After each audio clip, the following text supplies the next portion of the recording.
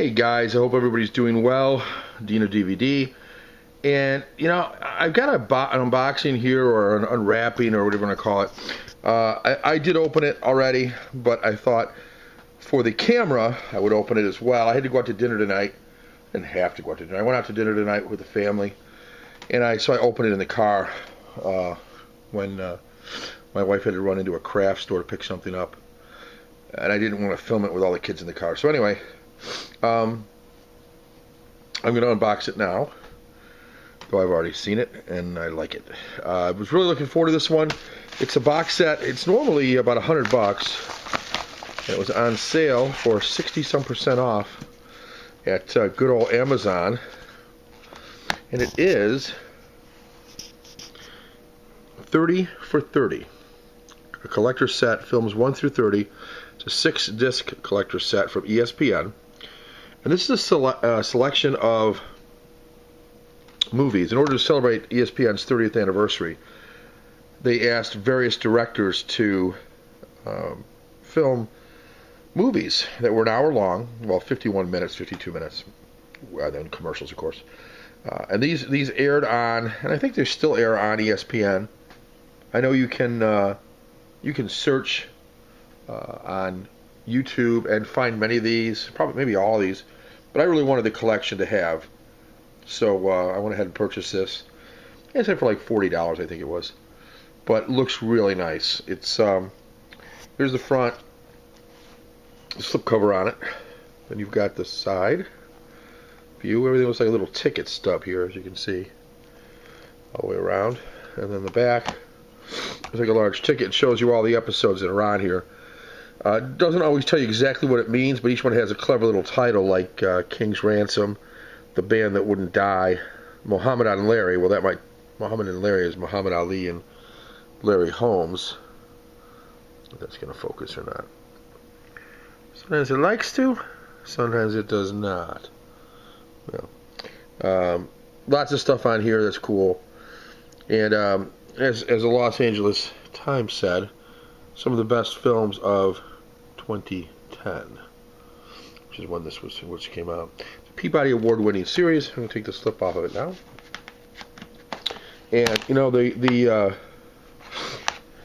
the Blu-ray case itself looks a lot like the slipcover, less the 6-disc set here, but the rest looks pretty similar. The back looks similar. It looks real nice. The inside has got just red discs. Each one is red. It's kind of got like a texture look to it, almost like a carpet or something on there. It says 30 for 30. This is film 7 to 10. Films 1 through 6 are actually here. Yeah. So I have not seen any reviews of this yet. Other than I know that the films themselves have been highly reviewed. I haven't seen any Blu-ray reviews, but looks really neat. You've got Barry Levinson directing. Just a lot of famous directors and filmmakers on the set. It does come with a nice booklet here, which so each one of the episodes then is described. The length of time, who directed it, of course, is on here.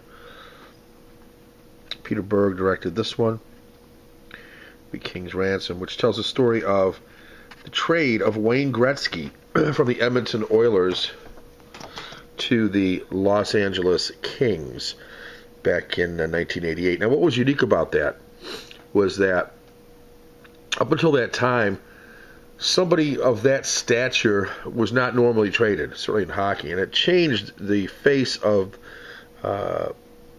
really the entire sport. And as it says here, it presents the captivating story of the trade that knocked the wind out of an entire country, most likely Canada, but so be it. Barry Levinson directs something they call The Band That Wouldn't Die. It tells the story of the Baltimore Colts, who basically in the middle of the night packed up and moved them, which was devastating.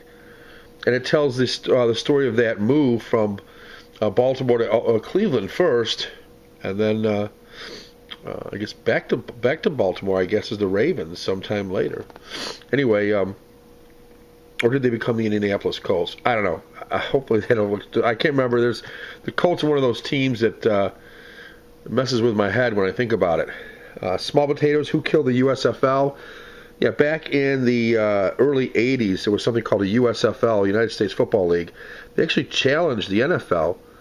They used to get like 25,000 people in the stands. They had a lot of stars. They used to play in the off season, so they challenged them as far as television and advertising and stars and so on. Anyway, it didn't only lasted 3 years, and it tells why in this particular documentary or film. Muhammad Ali and Larry Holmes. This tells the story, of course, of Muhammad Ali's last fight.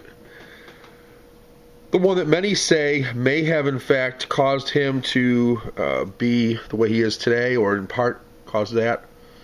That'll be interesting.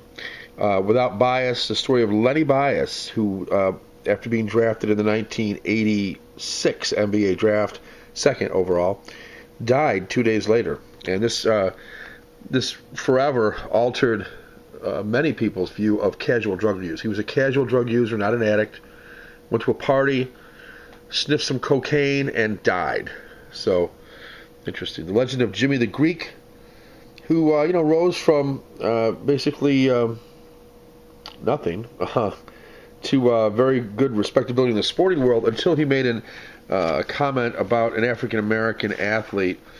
I don't know what he said, something like, "Oh, the blacks are always better athletes. They're bred for it," or something really stupid.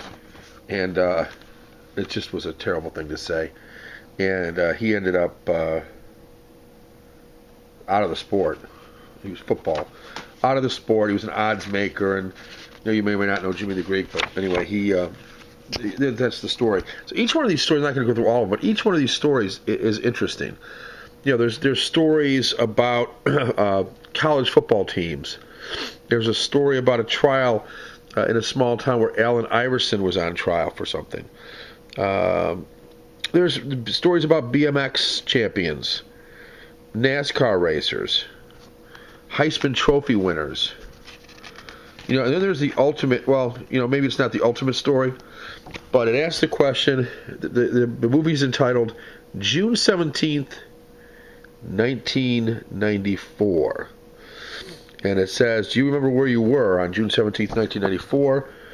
Oscar nominee Brett Morgen takes a mesmerizing look at a day in history no sports fan could ever forget. And in fact, most people won't forget where they were the day of the infamous white Bronco pursuit of the white Bronco, traveling about 20 miles an hour on the freeway in Los Angeles with O.J. Simpson behind the wheel, as he was a suspect and wanted for questioning in the death of his wife, Nicole.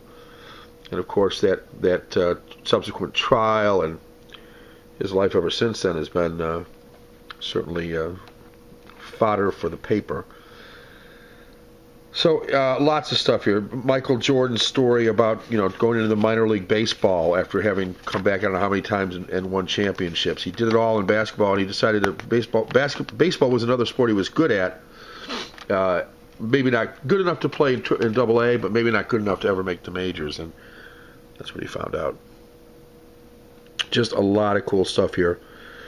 Story of the Boston Red Sox winning the championship finally when they beating the Yankees, and then actually winning the World Series. So that was pretty cool. Talk about Steinbrenner and what he meant to baseball. Just a lot of cool stuff. So, whether you're a sports fan or not, whether you're even an American or not, because most of this is American sports, not everything, but a lot of it is, I think these are good human interest stories. These are stories about athletes. Athletes, are in many cases are our heroes. We look up to them. We, rightfully or wrong, right or wrong, we admire them. They, in many ways, represent the best and sometimes, unfortunately, the worst of our youth. And these, I think, are interesting stories. Of the few I'm familiar with that I have seen on ESPN, they were excellently done. Just really well produced. Let's call them, they're called films, call them documentaries, call them what you will.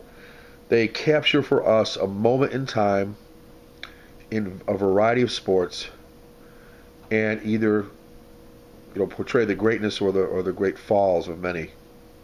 So really good stuff. I'm looking forward to it. All right, guys, take care.